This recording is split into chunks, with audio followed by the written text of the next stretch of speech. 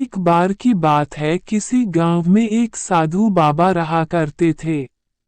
पूरे गांव में वह अकेले साधु थे जिन्हें पूरे गांव से कुछ न कुछ दान में मिलता रहता था।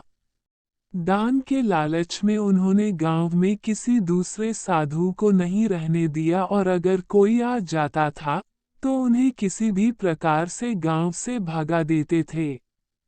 इस प्रकार उनके पास बहुत सारा धन इकट्ठा हो गया था। वहीं एक ठग की नजर कई दिनों से साधु बाबा के धन पर थी। वो किसी भी प्रकार से उस धन को हड़पना चाहता था। उसने योजना बनाई और एक विद्यार्थी का रूप बनाकर साधु के पास पहुंच गया। उसने साधु से अपना शिष्य बनाने का आग्रह किया। पहले तो साधु ने मना किया, लेकिन फिर थोड़ी देर बाद मान गए और ठग को अपना शिष्य बना लिया। ठग साधु के साथ ही मंदिर में रहने लगा और साधु की सेवा के साथ साथ मंदिर की देखभाल भी करने लगा। ठग की सेवा ने साधु को खुश कर दिया, लेकिन फिर भी वह ठग पर पूरी तरह विश्वास नहीं कर पाया।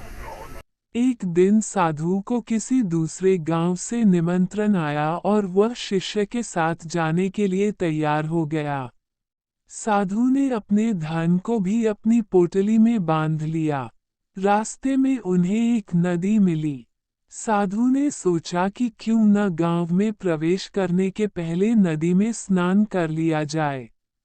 साधु ने अपने धन को एक कंबल में छुपाकर रख दिया और ठग से उसकी देखभाल करने का बोलकर नदी की ओर चले गए।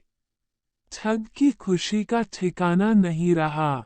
उसे जिस मौके की तलाश थी वो मिल गया।